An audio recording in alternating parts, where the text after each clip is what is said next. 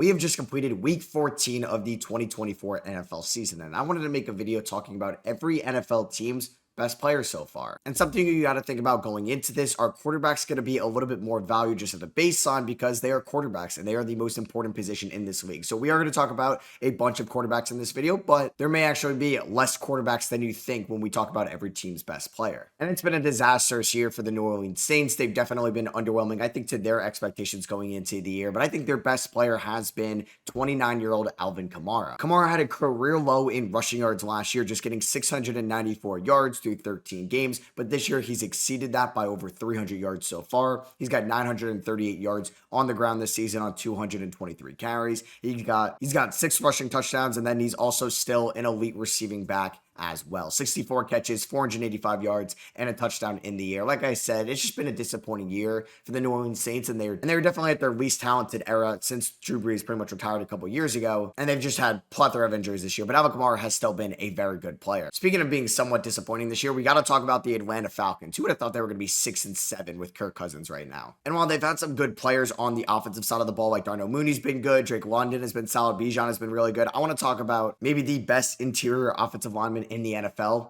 Chris Lindstrom. Because you could say as a whole, this Atlanta Falcons defense has been disappointing. Like I mentioned, Kirk Cousins has been somewhat disappointing this year, but Chris Lindstrom is just showing why he has been so reliable since the 2019 draft. Year in and year out, he's one of the best run blockers, and that just allows Bijan Robinson to be one of the more effective running backs in this league because he's running behind the best offensive guard, maybe just the best interior offensive lineman, or maybe the best offensive lineman in football in Chris Lindstrom, as he's just 27 years old still, and it looks like we are at the start of his prime. We're going to go to Carolina, and we're going to talk about another running back. We're going to talk about Chuba Hubbard. And it was unfortunate that Jonathan Brooks just tore his ACL because he was supposed to be competing with Hubbard when he came back from his injury to start off the year. But Hubbard has run away with that starting Carolina Panthers running back job. He ended up getting extended by the Panthers as well. That's how good he's been playing. And so far in the year, 215 carries, over 1,000 rushing yards, 8 touchdowns. He's got 1 receiving touchdown, 35 catches, 141 yards. And it's cool to see Bryce Young play better over the last couple of weeks. I just think Hubbard has been more consistent over the course of this season compared to what Young has done just in the last few games. For the Tampa Bay Buccaneers, it was probably going to be Chris Godwin if he didn't suffer that season-ending injury. So I'm actually going to go with an offensive lineman the second time here in this video, and that is going to be Tristan Wirfs, their offensive tackle. Wirfs this year has just shown why he's one of the more reliable tackles in this game. Just another consistent year for him on the offensive line. He's the 8th graded tackle by PFF out of 80 possible tackles to be graded on. He is number 1 in pass blocking among all tackles with a 93 grade, and he's the 28th graded run blocking tackle. And I thought for Tampa it was kind of tough. You can maybe talk about Baker, you could talk about Bucky Irving or Mike Evans or Vita Vea. So Bucs fans, let me know, would you have chose Tristan Wirfs or would you have gone with somebody else? The Tennessee Titans have not had a ton of good talent so far this season. I'm just going to go with probably their best player that we all thought it was going to be going into the year, and he's still their best player. It's on the defensive side of the field. It's Jeffrey Simmons, who's still having another good year for the Tennessee Titans, as he's now just more of an interior defensive lineman. He is the 13th graded defensive lineman out of 123 according to PFF in the league. He's an elite pass rusher, and obviously as a D tackle, he's not going to have a ton of sacks, but he does have 4 sacks on the year. He's got 2 forced fumbles, and I don't think it's been the best Jeffrey Simmons year of his career, but I think he's been the best player on the Titans. The Houston Texans, I almost went with Nico Collins, but he just hasn't played enough games so far this year that I wanted to include him in this video, so I'm going to go with Danielle Hunter, who was their big free agency signing from last offseason. Through 13 games this year, he's got 10.5 sacks. He's got a forced fumble, 21 QB hits, 25 tackles on the year. He's graded out to be one of the best edge rushers in the NFL. He's the 12th ranked edge rusher out of 116 according to PFF. And you can make an argument it's Hunter's best year of his career in his age 30 season. For Houston, you could have talked about Nico Collins, you could have talked about Laramie Tunsil, or maybe Will Anderson as well. Between 2 players, one of their elite defensive linemen or their rookie receiver. I didn't go with Brian Thomas. I ended up going with Josh Hines Allen. This year, Josh Allen through 13 games has 7 sacks. He's got a forced fumble. He's got 35 total tackles, 15 QB hits. And I feel like he's just still an elite pass rusher in this league. Obviously, the Jaguars haven't played in too many big games. They've been one of the more disappointing teams in the NFL this season. And I'm perfectly fine if you give this to Brian Thomas for the expectations he's exceeding as a rookie, but I decided to go with their elite pass rusher. For the Indianapolis Colts, I'm going to do something that I'm going to do, I think, at least one more time in this video. I'm going to give it out to multiple players in one specific unit, unit, and I'm going to give it to 3 offensive linemen I think have been the backbone of this Indianapolis Colts team this season. So we're going to start off with Quentin Nelson. He's been one of the best interior offensive linemen and one of the best offensive linemen since he's been drafted. He's the 7th ranked offensive guard according to PFF this season and is just an elite pass blocker and run blocker. One of the most improved players this season overall, Will Fries, the former 7th round pick out of Penn State. He has been an absolute unit on this Colts offensive line this year. He is ranked higher than Quentin Nelson according to PFF, and this is hitting him at the perfect time because he's a free agent at the end of the year. But it is unfortunate he suffered that serious leg injury a month ago. Hopefully it doesn't cost him too much money in free agency. And then the last spot in this unit, Bernard Raymond, their offensive tackle. He's the 9th graded offensive tackle according to PFF this season. He's under contract for around $1 million next year, and he's going to be a staple building block around Anthony Richardson and this Colts offense. So yeah,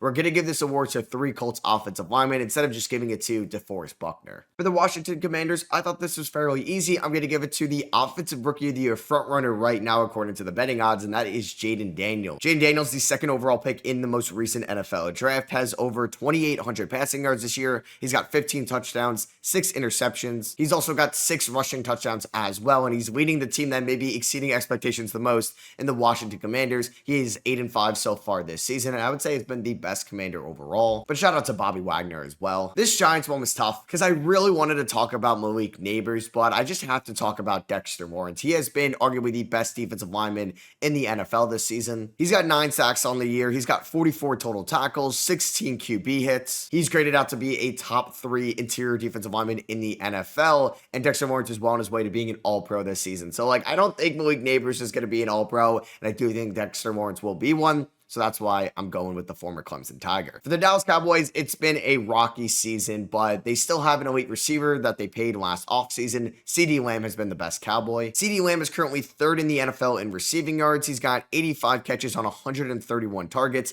973 yards, 5 touchdowns, and he's just proving why the Cowboys were right by paying him last offseason, and he's going to continue to be one of the best receivers in the NFL with or without Dak Prescott. So much talent on this Eagles team this year. They are currently on a 9-game winning streak. You can give love to Zach Braun, Cooper DeJean, Reed Blankenship, Jordan Mailata, but no, I'm going to give it to the current Offensive Player of the Year frontrunner, Saquon Barkley. Saquon has been the best running back in the NFL this season. On 266 carries, he has over 1,600 rushing yards, the quickest Eagle to do that in 13 games. He's got 11 rushing touchdowns on the year. He's got 267 receiving yards, 2 touchdowns as well. He's averaging the most yards per attempt and the most yards per game for a running back this year, also leading the NFL in rushing yards. I think this one was a no-brainer just because Saquon has been on another level in his first year in Philadelphia. The Patriots have been a disaster this season, so I'm going to pick somebody that's only played in 9 games, and I think he's just been an underrated runner as well as been a solid rookie quarterback, and that is going to be their franchise guy they took with the 3rd overall pick, Drake May. Although Drake May has not been winning games this year, it's not because of him right now. This Patriots team is not good overall. They have a lackluster offense. He's got about 1,700 passing yards, 11 touchdowns,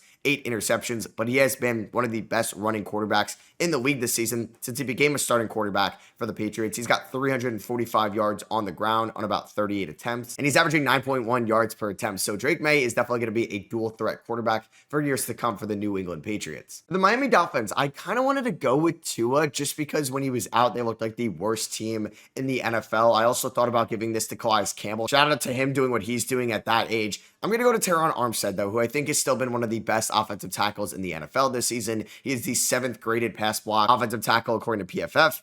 3rd graded run block, and 3rd just overall tackle out of 80 tackles being graded in the NFL. But we all know how good Armstead is, and he has been just a backbone of this offensive line when he is healthy for the Miami Dolphins. But I totally get picking Tua just because they looked like the worst team in the league without him, and they look like at least a serviceable team with him. For the Jets, we're not going with their quarterback, definitely not going with Aaron Rodgers. I thought this was also tough because I wasn't giving this to Breece Hall or Garrett Wilson. I think Sauce Gardner has been disappointing on the defensive side of the field. I'm going to go with Quinnen Williams, and I don't think the former 3rd overall pick has been better this year than he was last year. He's got 6 sacks on the year, which has eclipsed last year, but down a little bit from his breakout campaign in 2022. He's got 34 total tackles, and maybe you'd like him to be a little bit better in the run department, but he's still an elite pass rusher in this league, and I'd like to see him on a more exciting New York Jets team next year that I hope can happen. For the Buffalo Bills, it is going to be the current MVP frontrunner, Josh Allen, who just had an unreal game against the LA Rams. They did lose it, but he had 6 total touchdowns. Barring a complete fall off at the end of the year, it looks like Josh Allen is going to win his first MVP award. The Bills are at the top of the AFC East. They've clinched that division. Josh Allen is his 64% completion percentage, over 3,000 passing yards, 23 touchdowns to 5 interceptions, and we know he's arguably the best running quarterback outside of Lamar Jackson in this league. Maybe not the quickest, but definitely one of the more efficient and strongest quarterback runners, as he has over 400 rushing yards this year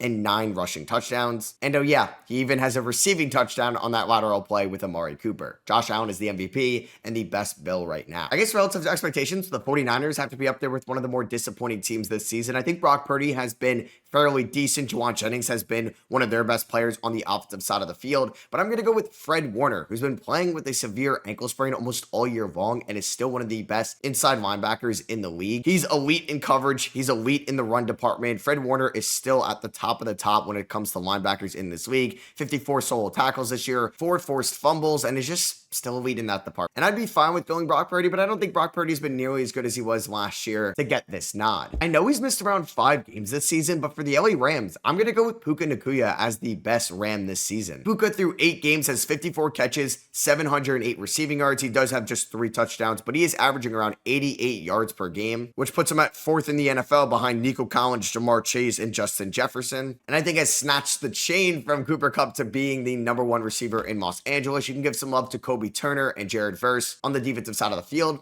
but I'm going to go with Puka. This was tough for Seattle. I wanted to go with Leonard Williams, but Jackson Smith-Njigba has been one of the best receivers over the last couple of weeks in the NFL. He is breaking out in year number 2, and you can make an argument he's been better than DK Metcalf this season. In terms of receiving yards in the NFL, JSN is number 6. He's got 102 targets on the year, 75 receptions, 901 receiving yards, 5 touchdowns. He's averaging around 70 yards per game. He's a pretty abysmal run blocker out wide, but he's turning into the elite receiver that the Seahawks hoped he'd be when they took him in the first round in the 2023 NFL draft. Shout out to the Cardinals being pretty respectable this season. I don't think they're nearly as respectable without Kyler Murray, who I'm going to talk about here. Kyler's definitely been one of the better quarterbacks in the NFC this year. He's got a 68% completion percentage, over 2,800 passing yards, 15 touchdowns to 8 interceptions, and on the ground this year, he has over 440 rushing yards on 58 attempts, averaging 6 yards per carry, and has not been like an MVP candidate by any means, but I think Kyler Murray has been playing to a Pro Bowl standard, and knowing the Pro Bowl voting, he'll probably get the nod. So remember before when I gave the Colts answer to 3 offensive linemen, I'm going to be doing that here for the team with the best record in the AFC, the 12-1 Chiefs. I am not going with Patrick Mahomes. I'm going to go with the interior offensive lineman trio of Trey Smith,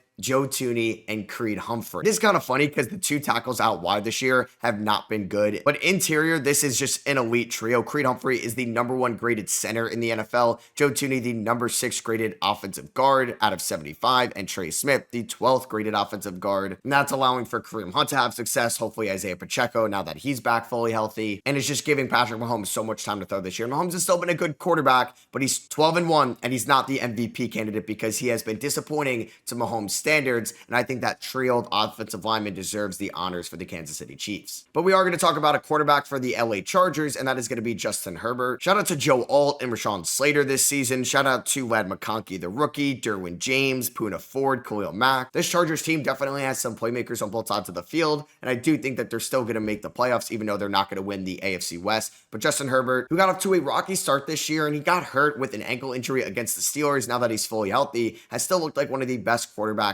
in the league. He's got a 63% completion percentage, over 2,700 passing yards, 14 touchdowns to just 1 interception. And he's not going to throw for 5,000 yards this year like he's done in the past in 2021, but I think he's turning into a much more efficient quarterback. This is such an easy one. For the Las Vegas Raiders, I talked about before, Jaden Daniels is the betting odds favorite for Offensive Rookie of the Year. It should be Brock Bowers in Vegas. What he's doing this year is unreal. 87 catches, 933 yards, 4 touchdowns. He's having one of the greatest receiving seasons for a rookie, and he's a tight end, and he's had Desmond Ridder, Aiden O'Connell and Gardner Minshew as his quarterbacks this year. Because when Puka did it, he was playing with a future Hall of Famer in Matthew Stafford. Big difference to what Brock Bowers as a tight end is doing in Vegas in a run-heavy offense. For the Denver Broncos, we're going to talk about our first corner in this video, and that is going to be Pat Surtain. So far this year, Surtain has 3 interceptions. He does have a pick 6 as well, and he is the best graded corner in terms of coverage this year. He's been a lockdown corner out wide for the Denver Broncos and has been their best defender on a above average defensive unit this year over in Denver. This team as a whole has been exceeding expectations. That has a little bit to do with Bo Nix and that offense, but also has a lot to do with how good Pat Surtain, who maybe wasn't the top corner in the league last year, some people thought, but I think he's regained that crown as the top corner in the league. I had no idea who to pick for the Detroit Lions. I could talk about Jared Goff. I could talk about either one of their running backs. I could talk about their elite offensive line, but I'm going to talk about a safety here for the 12-1 Lions. I want to just talk about Kirby Joseph. You may disagree with this, and that is fine, but Kirby has been arguably the best safety or the best secondary player in the NFL this season. He has just been unreal in coverage. He is leading the NFL in interceptions right now, tied with Xavier McKinney at the top. And he's also a great run defender as well. He's going to come downhill and he's going to make a big tackle for this Lions defense, which has been a lot better this year compared to last year. And I think it could just go to a bunch of players on the team. You could even give it to Ben Johnson, the offensive coordinator. So I'm just going to default and give it to someone that maybe deserves a little bit more love in Kirby Joseph. So I could talk about Xavier McKinney for the Green Bay Packers, who's obviously tied with Kirby Joseph for the most interceptions in the league. But I'm going to talk about their running back,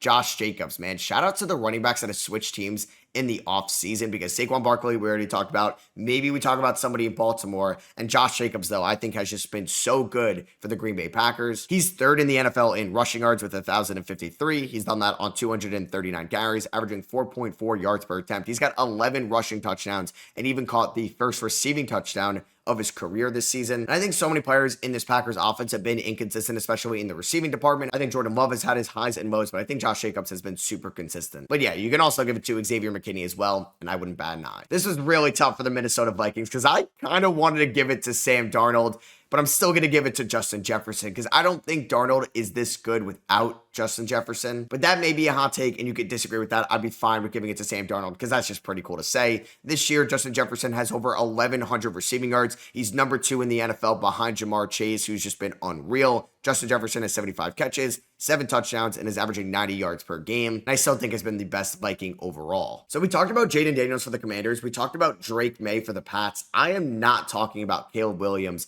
for the Chicago Bears. I'm going to talk about another safety here in Kevin Byard, which is just kind of insane that I'm talking about Kevin Byard as the best Chicago Bear this year with all their playmakers on both sides of the field. But Byard, in his age 31 season, has just been elite as a run defender this year. He's also been above average in coverage compared to recent years. And I talked about him in the most surprising player video, and I think you're just happy what you're getting out of the veteran this year in Chicago. All right, for the Bengals, I really want to give it to 2 players, and I think I'm going to. It's going to be a dual award. It's going to be Joe Burrow and Jamar Chase. What Jamar Chase is doing is unreal, and people will say that Joe Burrow should be the MVP frontrunner if the Bengals were any good. He's kind of been the what-if man this year. But Jamar Chase is number 1 in the NFL in receiving yards. He's got 1,319. He's got 15 touchdowns, which is insane. The next highest in the league is 9. He's doing this on 127 targets. He's averaging over 100 yards per game, and there's no doubt he's been the best receiver in the league. And Saquon Barkley doesn't have Offensive Player of the Year wrapped up yet because Jamar Chase has been on another level and is definitely going to be the highest paid receiver at the end of the year. But Joe Burrow has also been the best statistical quarterback this season. 68% completion percentage, is leading the NFL in passing yards with 3,706. The next highest is Geno Smith at 3,400. Joe Burrow has 33 touchdowns, leading the NFL to just 6 interceptions. Joe Burrow's been elite this year. I think he's been better than Justin Herbert, Patrick Mahomes, basically everybody besides Lamar Jackson and Josh Allen, because notably the Bengals are not making the playoffs. And for the Baltimore Ravens, I could talk about Derrick Henry because I talked about Josh Jacobs and Saquon, the top running backs that switched teams in the 2024 offseason, but no,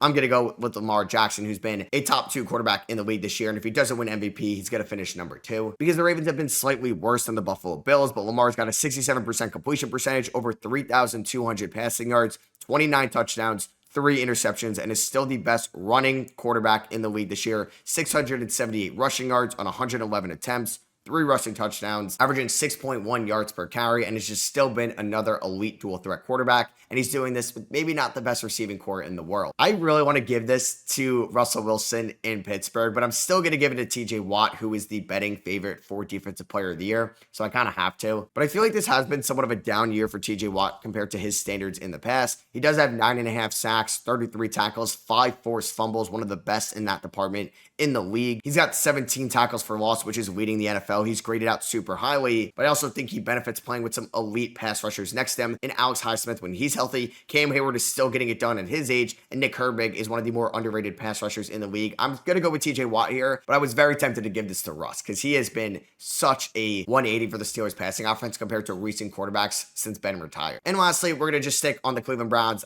I'm not going with Myles Garrett. I'm going with Jerry Jeudy. Jerry Jeudy has been unreal this year. If I made this video 2-3 weeks ago, I definitely would have been going with Myles Garrett, but Jerry Jeudy is 4th in the NFL in receiving yards, and he's doing this on notably fewer receptions than everybody else around him. He's got 59 receptions on the year, and he's got 944 receiving yards. He's averaging 72 yards per game, 16 yards per catch, 4 touchdowns on the year, and he's doing this with Deshaun Watson and Jameis Winston, but it's definitely been more with Jameis. I think this was just a fun pick to wrap up the video, so I'm perfectly fine if you went with Myles Garrett. So that's gonna be for me. Hope you guys did enjoy. If you did, I would appreciate you dropping a thumbs up. Let me know your favorite team's best player in the comments below. Hit that subscribe button if you are not already, and I'll catch you guys in the next one.